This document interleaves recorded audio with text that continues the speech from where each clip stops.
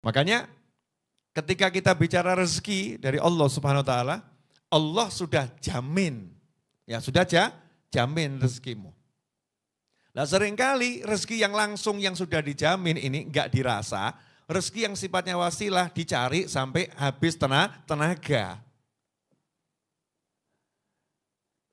Contoh ya, contoh. Ini nyantri di Masjid Ar-Raudhah semua kan, betul ya? Termasuk saya kan juga nyantri di sini. Ya, cuman beda tugas saya ngajar dan ngurusin. Ya, nanya, ranjang ikut nyiapin atau tinggal make? Tinggal make. Kipas angin ikut cari atau tinggal nikmatin? Tinggal nikmatin. Iya, teh, kopi buat di dapur atau dikirimin? Masya Allah manja bener sih. Masya Allah. Sholat tarawih lampunya disuruh nyalain atau nyala sendiri? Nyala sendiri, betul ya? Selesai kemudian ada snack dengan aneka ragam itu ikut masak atau tinggal ngemplok? Tinggal ngemplok. Lep, ya selesai, betul ya? Artinya semua disiapkan. Siapa nyiapkan? Saya yang bertugas ngurus dengan semua teman-teman saya. Benar begitu? Itu baru contoh kecil ketika Anda menjadi santri Ramadan di Masjid Ar-Raudhah, saya janji makan minum insya Allah saya urus. Tempat tinggal saya urus. Antum percaya sama saya, makanya datang begitu saja. Betul ya? Gratis, tidak dipungut biaya serupiah pun. Betul? Kamu dilahirkan tidak dipungut biaya oleh Allah Subhanahu wa taala, dijamin oleh Allah Subhanahu wa taala selama kamu tinggal di muka bumi masih hidup, urusan rezekimu aku yang tanggung. Pertanyaan saya, ragu atau tenang? Ya Allah gaya. Ragu atau tenang? Tenang gitu ya. Oh tenang. Ya. Kalau pas normal, tenang. Pas gak normal, Masya Allah.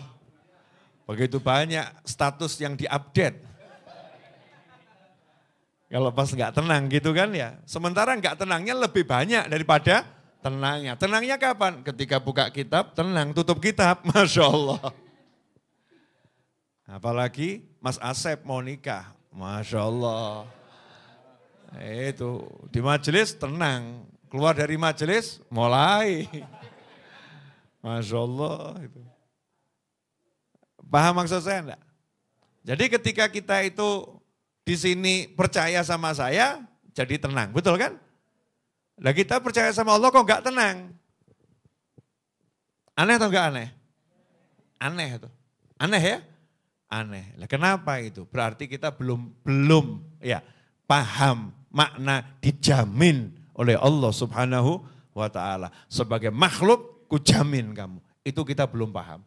Wa ma min dabbatin fil ardi illa 'alallahi rizquha. Belum paham. Lah orang-orang soleh, mudah-mudahan kita termasuk di antaranya dan digolongkan bersama mereka, amin. Yang kita temui itu bukan hidupnya enggak ada masalah, hidupnya banyak masalah. Karena asyadul bala al-anbiya tsummal amthal tsummal amthal. Yang paling banyak masalahnya, ujiannya itu para nabi dan yang mengikuti jejak para nabi yang mirip para nabi. Jadi semakin mirip nabi, semakin banyak itu ujiannya. Ya, semakin banyak masalah yang dihadapinya.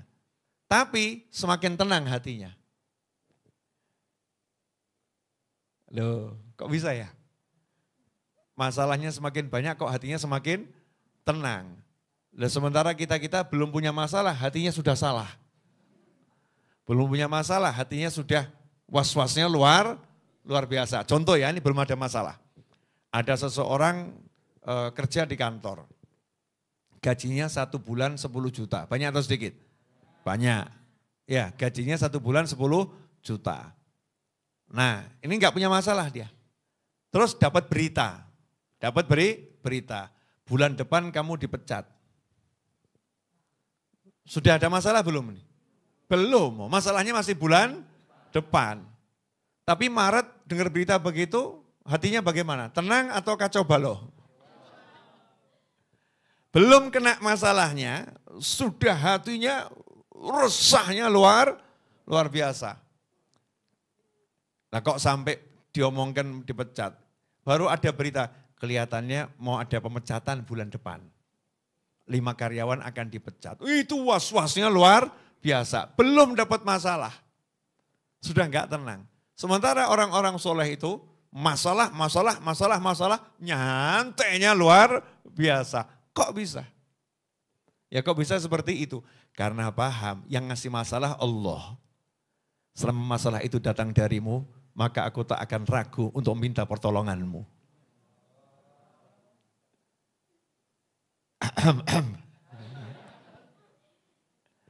Jika engkau yang mengujimu, maka aku senang mendengarkan penuturan ujian itu dari lisanmu.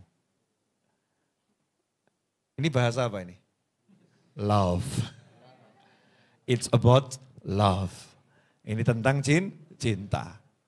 Nah kalau yang menguji yang dicinta ya, yang menguji yang mencipta, yang menguji yang maha kuasa, dan dia sudah berkata, mintalah kepadaku apapun akan aku iya. Masa kita menjadi ragu akan ucapannya? Kenapa kita tidak kemudian diam dan tenang, kemudian melihat semua perlakuan manusia ini dengan hati yang lapang, kemudian kita nyantai dan berkata, oh Tuhanku yang maha kuasa, yang telah berkata dalam Qur'annya, dengan nama Allah yang maha pengasih lagi maha penyayang, hambamu tak punya apa-apa, tolonglah aku wahai Allah yang penuh cinta. Masya Allah, santrinya heran, Pak Yai kok tenang ya? Masya Allah. Mulai tasbih berputar, saudara-saudara. Mau minta sama Allah kan begitu ya. Subhanallah, subhanallah, subhanallah. Ada tamu berhenti, oh ini subhanallah. Pak tadi kok tenang sekali.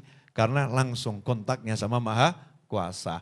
Nah sementara orang-orang yang gak paham kalau ujian itu yang ngasih Allah, yang dilihat masalahnya. Boleh saya kasih contoh. Boleh ya? Kamu naik motor, terus dikerjain sama Ustadz Iis. Maaf Ustadz ya, dikerjain. Motormu kamu parkir, ya. Terus bannya itu digembesin Ustadz Iis. Nah, saya itu ditutup lagi, tutup, habis. Nah setelah itu kamu lihat motormu kempes bannya. Tapi kamu tahu yang gembesin Ustadz Iis. Kamu akan ngomong gimana?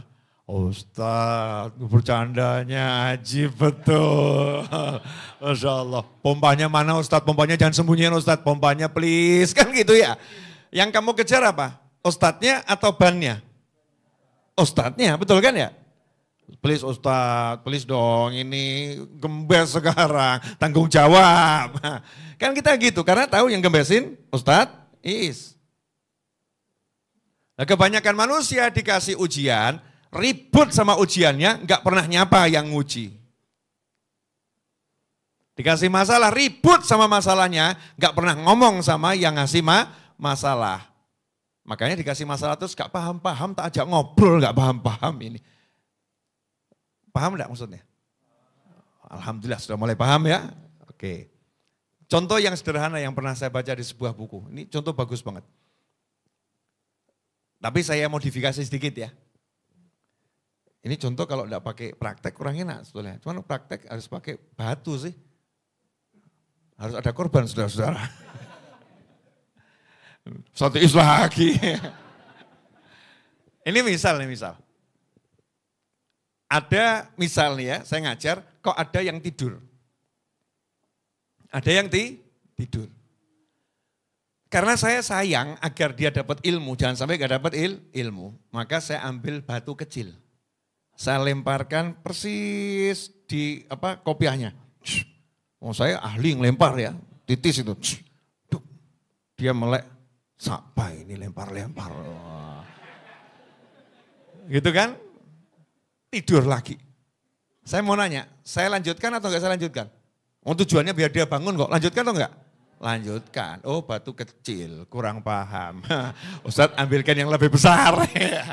Mulai besar dikit.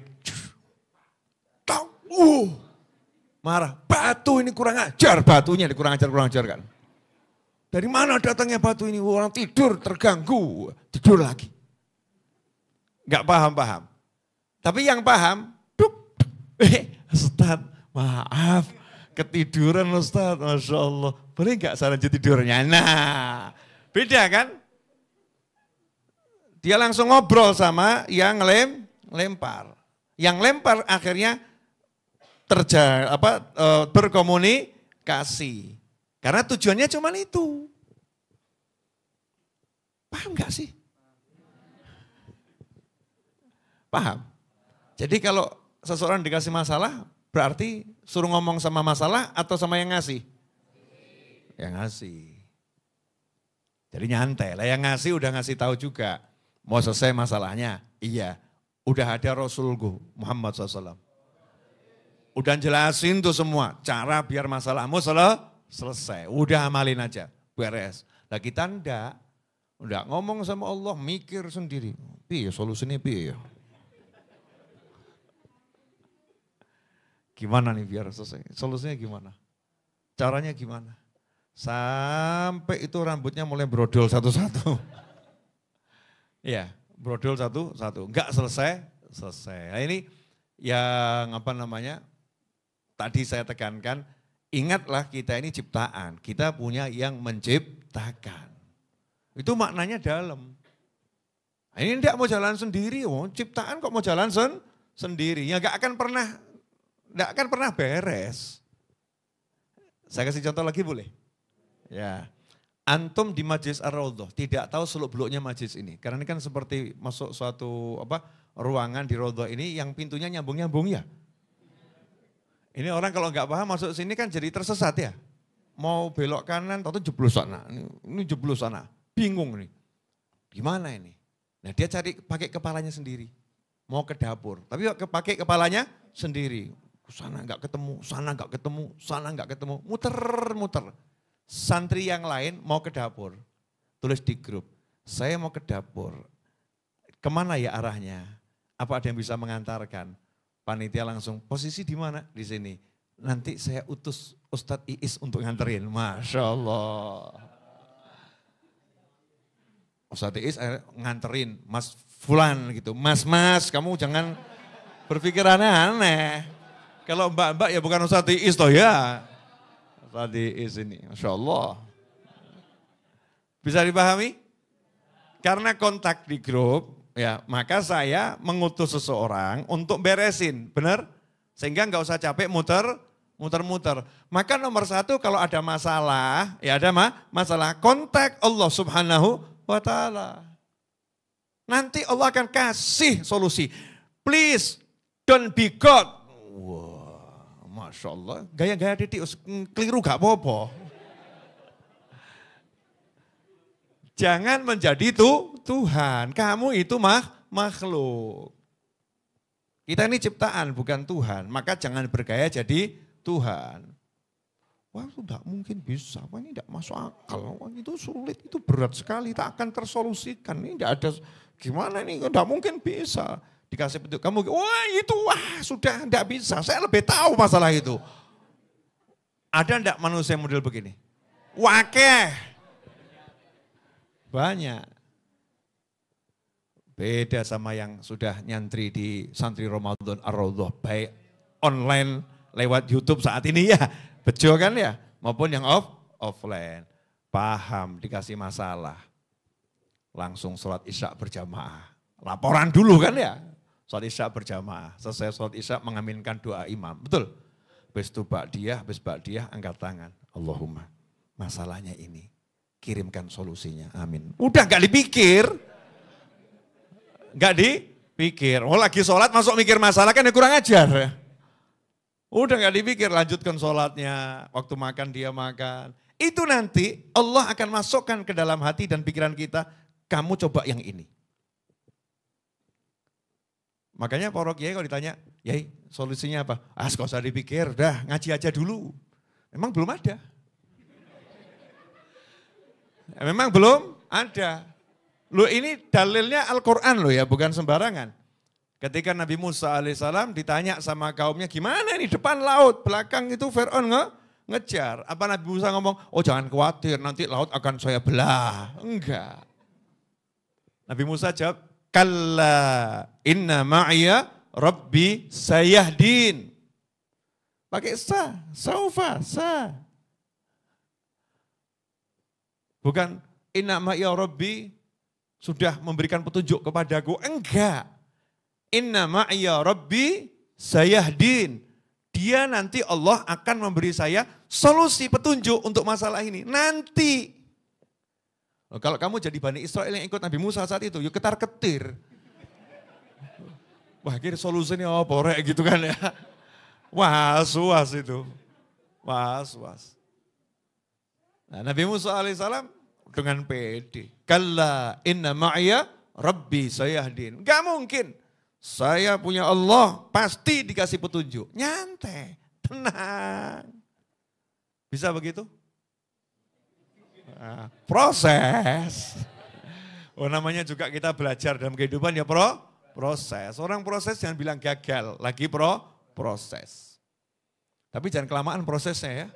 Pesen kopi, udah kopinya proses Pak gitu ya. 2 jam proses Pak, kapan matengnya gitu ya. Kok proses terus.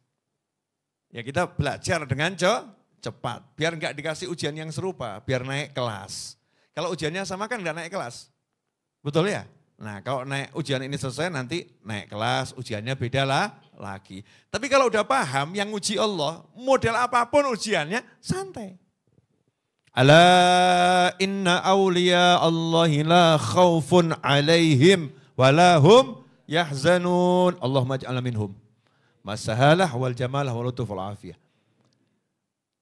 Sesungguhnya para wali Allah la khaufun alaihim, gak pernah punya rasa takut akan apa yang akan terjadi. Itu makna la khaufun alaihim. Menurut beberapa tafsir ya la khaufun alaihim, nanti yang terjadi apa? Gak takut, gak khawatir. Walahum yahzanun, dan mereka tidak pernah bersedih atas apa yang sudah terjadi. Kalau kebanyakan manusia, ini kalau dipecat gimana ya? Takut sama yang akan terjadi. Wah, saya ketipu 500.000. Sedih dengan apa yang hilang. Wah, lamaran saya kemarin ditolak. Wah, diambil sama dia pula. Waduh, sedih. Ya, enggak move on gitu orang. Ya, enggak move on. Tapi kalau para wali lain, la khaufun alaihim. Apa yang akan terjadi? Enggak takut. Karena hidupnya bukan dengan yang nanti, ya. Hidupnya bukan dengan yang nanti dan bukan dengan yang kemarin, hidupnya dengan saat ini selesai. Lawang sekarang saya sama Allah lagi suruh ngaji kok, ya udah ngaji aja. Sekarang saya suruh begini, masalah Bani Israil nanti bagaimana bukan urusan saya, Allah yang ngurus. Sama Allah dikasih petunjuknya tidak masuk akal. Pukulkan tongkat ke laut. Terbelah. Coba terus laporan kamu sama kaummu gitu ya. Petunjuknya begini mas, ini tongkat suruh mukulin ke laut, nanti lautnya terbelah. Kira-kira kamu kalau jadi Bani Israil saat itu kira-kira gimana? Waduh, kelas berat gitu kan. Mungkin mikirnya begitu ya. Mungkin mikirnya begitu. Kalau kita analogikan zaman sekarang, mungkin kalau dikasih petunjuk sama guru, sama kiai, sama habib, sama ustadz, sama syekh, saya dapat petunjuk firasatnya itu, kita ini untuk menyelesaikan masalah ini, kita harus sedekah sebanyak mungkin. Jeblok kabeh. Orang duit kan sedekah piye to gitu. Gak masuk akal. Betul ya? Gak masuk akal. Gak masuk akal. Nah, ini kalau yang belum belajar. Kalau sudah belajar, lain. Allah punya cara yang min haitsu la yahtasib. Memang caranya Allah gitu, enggak mau diketahui, misterius. Surprise dan misterius. Begitu cara Allah Ta'ala memberikan solusi-solusi untuk masalah hambanya. Makanya kita begitu ngomong ke Allah, Allahumma, ya Allah gimana solusinya? Kasih solusi Allah. Ya Allah, please. Asyik gitu. Ada sesuatu, meskipun pikir kita ya bekerja. Pikir kan beda sama hati ya, beda sama hati. Sama seperti mata, pikiran itu sama seperti mata. Kan mata juga bekerja melihat, telinga mendengar, pikiran dipakai untuk memikirkan apa kira-kira solusinya. Tapi hatinya tenang nyantol sama kekuasaannya Allah. Kul huwallahu ahad Allahus somad. Enak itu. Makanya santai. Itu ciri-ciri utama. Kenapa? Alam nashrah laka sadrak. Rabbis rohli sadri. Jadi kalau udah lapang dadanya, ya bebannya hilang. Yang buat beban itu terasa karena dadanya apa? Sempit. Contoh, kehilangan motor. Beban atau enggak beban? Beban. Kalau lapang dada, beban atau ringan? Ringan. Jadi yang penting itu punya motor atau punya dada lapang? Dada yang lapang. Kalau dadanya udah lapang, punya semuanya enak. Maka berlapang dada itu suatu harga yang sangat mahal. Bagaimana bisa dapat itu? Sederhana caranya. Tahu kalau kita ini makhluk, Allah yang menciptakan, udah fokus di situ, nanti tambah hari nambah, tambah hari nambah, tambah hari nambah, tambah hari nambah. Jalankan tugas kita sebagai hambanya Allah Subhanahu wa ta'ala.